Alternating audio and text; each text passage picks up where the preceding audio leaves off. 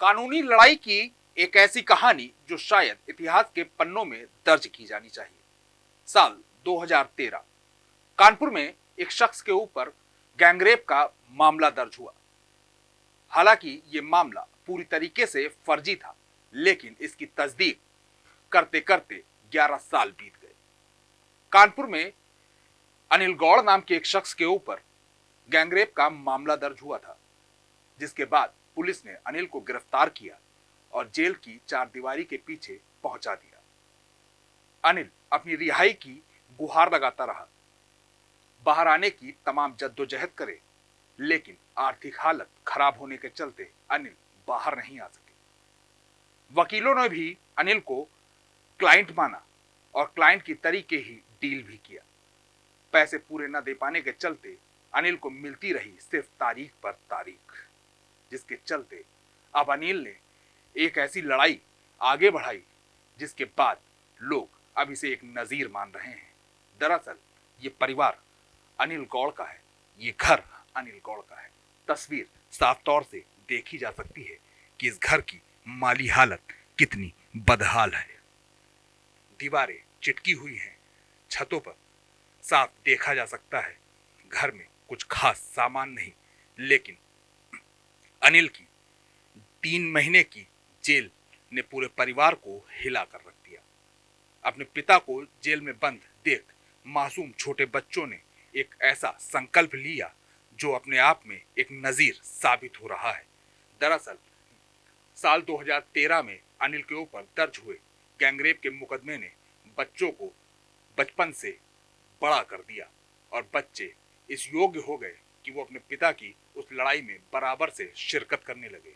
बच्चों ने संकल्प लिया कि अब अपने पिता को बेगुनाह साबित करना है और उन बच्चों ने वकालत करी और वकालत करने के बाद अपने पिता का मुकदमा खुद लड़ा। आइए आज हम आपको एक ऐसी ही कहानी से रूबरू कराते हैं जो वाकई में इतिहास के पन्नों में दर्ज की जानी चाहिए। हमारे साथ अनिल मौजूद हैं, हम उनसे बात करेंगे कि आखिर साल 2013 में ऐसा कौन सा वाकया हुआ था जो 11 साल बाद एक नजीर बन चुका है। हमारे साथ अनिल हैं, हम उनसे बात करेंगे कि आखिर मामला क्या था। अनिल साहब, क्या मामला था, किस बात की लड़ाई 11 साल तक लड़ी गई? मामला ये था कि एक शख्स जो है हमसे खेत मांग रहा था, तो हमने मना कर दिया था। बटाई पे मांग रहा था, मना कर दिया था। उसी रंजिश की वजह से उसने हमको धमकी दी थी कि मैं तुमको ऐसे झूठे मुकदमे में फांसूंगा कि ज़िंदगी भर याद रखोगे। तो हमने उसको ज़्यादा वो नहीं किया, लेकिन फिर उसने 2-3 महीने बाद अपने बेटी के रेप के केस में हमको फंसा दिया। उसके बाद से पुलिस हमको ले गई और तब से बराबर कोशिश करते रहे, परेशान रहे। कितने दिनों तक आप जेल में रहे और जेल से फिर कैसे बाहर आए? 3 महीने तक जेल में रहे।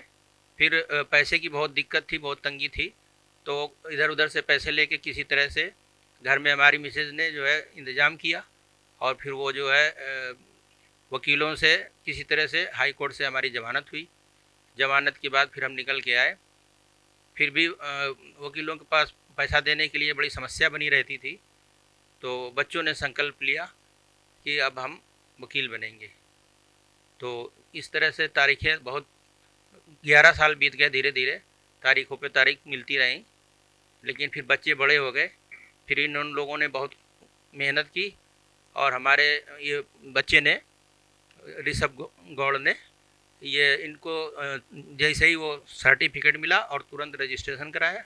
उसके बाद पहली ही हमारी उसमें ये जीरे के लिए खड़े हुए। और देखिए, ये अनिल गौड़ हैं जिन्हें 2013 में एक कानूनी पचड़े ने पूरे घर के साथ फंसा दिया था, जिसमें ये 3 महीने जेल में भी रहे। जेल से बाहर आने की तमाम जद्दोजहद हुई, लेकिन बाहर आ पाने में आर्थिक तंगी एक बड़ा कारण बन रही थी। इसके बाद इनके बच्चे बड़े हुए और उन्होंने इस बात का संकल्प लिया कि वो वकील बनेंगे और अपने पिता को दोष मुक्त कराएंगे। हमारे साथ अनिल के 2 बच्चे हैं, एक बेटा है और एक बेटी है। ये दोनों ही अब वकील बन चुके हैं। पहले तो हम आपका नाम जानना चाहेंगे, क्या नाम है? ऋषभ गौड़। ऋषभ, आपके पिता के ऊपर जो मुकदमा लगा था वो 11 साल तक चला। आखिर में उस मुकदमे में आपने एज ए वकील पैरवी करी और अपने पिता को दोष मुक्त कराया। क्या कहानी रही?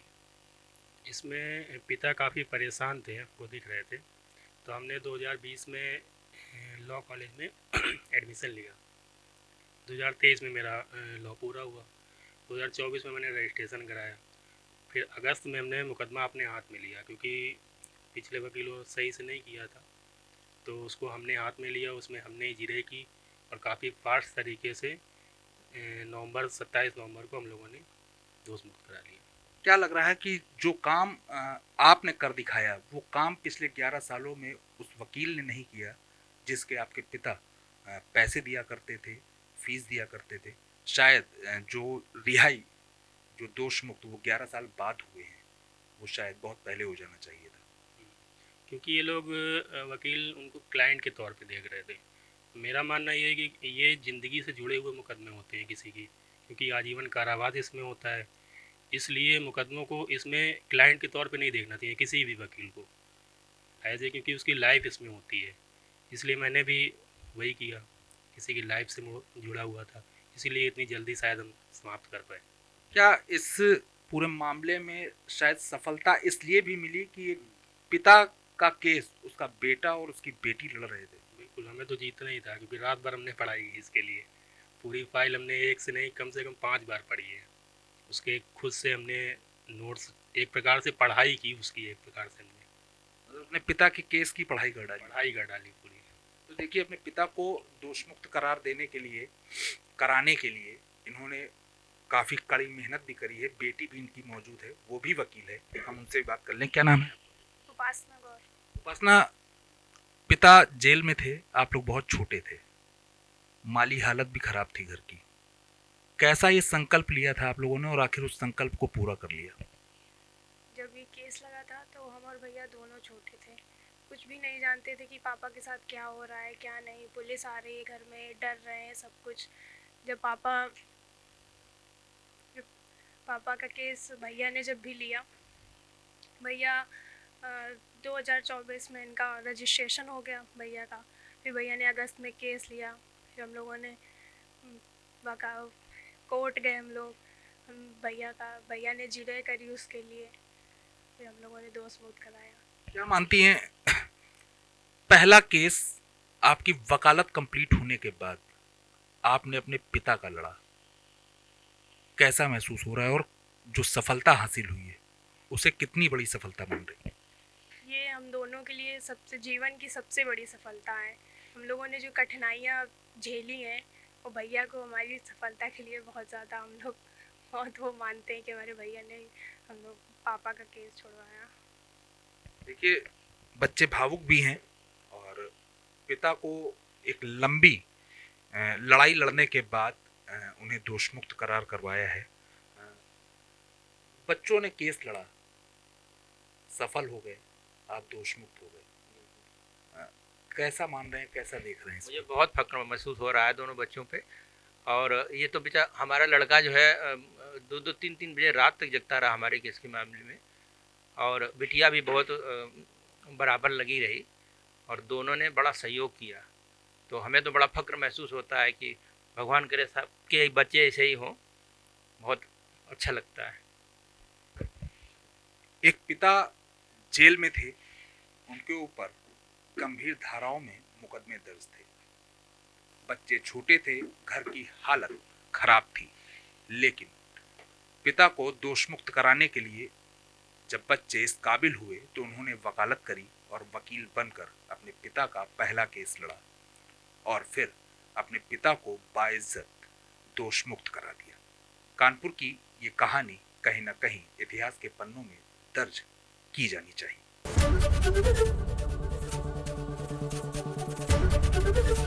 एबीपी गंगा, खबर आपकी, जुबान आपकी।